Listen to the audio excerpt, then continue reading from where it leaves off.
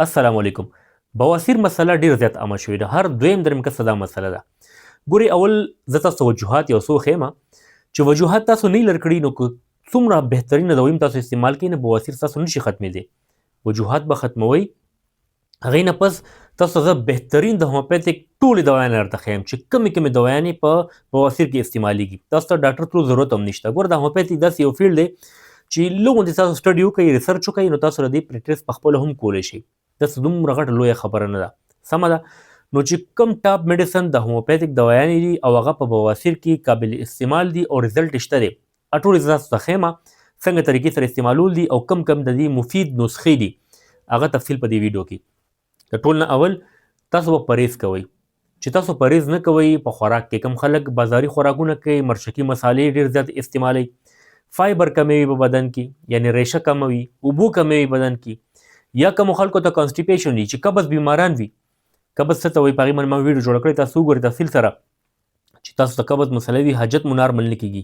ډک حاجت چې کوم دی تکلیف سره کېږي، په دویمه درېیمه تاسو واشروم ته ځئ او ډېر زور سره کېږي، نو دغې ته وایي قبض. او چې کله تاسو ته قبض وي نو لومبی سټیج د بادي بواسیر دی، ورپسې بیا خوني بواسیر راځي. چې د کومو خلکو خېټې سخته وي، حاجت یې نارمل نه وي، هغې ته به خامخا بواسیر کېږي. چې کوم خلک مسلسل ناسته کوي هغې ته به بواسیر کېږي. ډېر خلک وي ډرایوینګ کوي یا دفتري کارونه کوي یا د ناستې کار کوي، کمیزانه کور کې ناستې وي. بل چې تاسو خوراک صحیح وي، مسالهدار خوراکونه وي، بواسیر به درته کېږي. فایبر کمی وي، د اوبو کمی وي، بواسیر به درته کېږي. سټرس ډپریشن ښکار یې، ذهني تناو د چا ډېر وي، هغې ته هم بواسیر کېږي. پریګنینسي دوران کې بواسیر کېږي زنانو ته، هغه عرضي وي، هغه ختم شي وخت سره. خو دا یو څو وجوهات چې کوم دي هغه دا دي چې ګوره یو به تاسو خپل قبض ځان ته نه پرېږدئ. کوشش به کوئ چې تاسو قبض کله هم نه وي، حاجت تاسو نارمل وي. ټیک شوله. دویم به تاسو ذهني تناو، ټینشن، ډپریشن نه ځان ساتئ. دریم به چې تاسو کینئ نه، مسلسل ورزش به کوئ، لغونې ګرځئ به. چې کوم خلک د مرچکو مسالو ډک خوراکونه کوي نو هغې ته به هم بواسیر کېږي.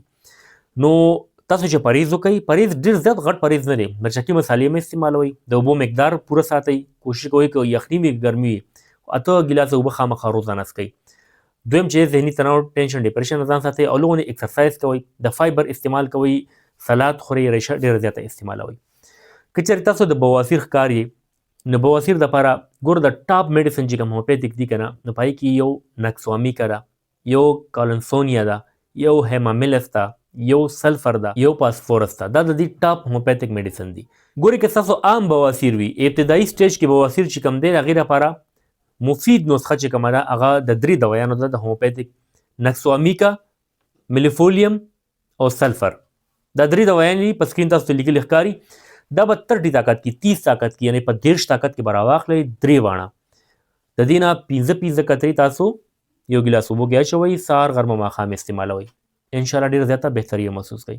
که چېرې تاسو ته خوني بواسیر وي نو په هغې کې 3 ټاپ هومیوپیتیک دوايانې دي: ملیفولیم 30، اسیکولس 30 او پیونیا آف 30. دا 3 دوايانې به تاسو راواخلئ، په سکرین لیکلي تاسو ته ښکاري، ځان سره نوټ کړئ. سهار غرمه ماښام 15 قطرې دې نه استعمالوئ. دا په خوني بواسیر کې ډېر زیات بیسټ ریزلټ ورکوي. او که چېرې ستاسو بادي بواسیر دی نو په هغې کې نکسوامیکا 30، الویز 30 او کلنسونیا 30. د بادي بواسیر دپاره الویز 30، نکسوامیکا 30 او کلنسونیا 30. دا 3 دوايانې به تاسو راواخلئ، سهار غرمه ماښام 15 قطرې دې نه یو ګیلاس اوبو کې اچوئ او څکئ. څو ورځې کې دننه به انشاءالله ډېر زیاته بهتري محسوس کوئ. خو دا ګوره ټول ټاپ دوايانې د هومیوپیتیک، دا بهترین مفید نسخجات تاسو ته ما شیر کړل.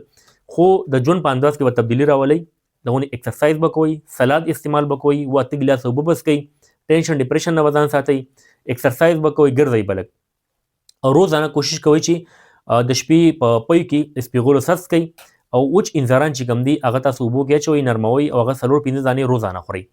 نو انشاءالله چې دغه پرهیز تاسو وکئ، لږ اکسرسایز وکئ او خپل ځان چې کوم ژوند دی هغې کې تبدیلي راولئ، نو دا دوايانې به ډېر زیات مفید ثابت شي تاسو لپاره. امید دی تاسو به دا ویډیو خوښ شوي وي. داسې معلوماتي مستند معلوماتو باندې ویډیوز کتل غواړئ، زما چینل ډاکټر شبیر پښتو خامخا سبسکرایب کړئ او دا ویډیو خپل ملګرو سره هم شیر کړئ چې هغوی ته هم فایده ورسي. ډېره مننه. زما دعا ده الله پاک د ټولو بیمارانو له شفای کامله نصیب کړي. آمین. الله حافظ.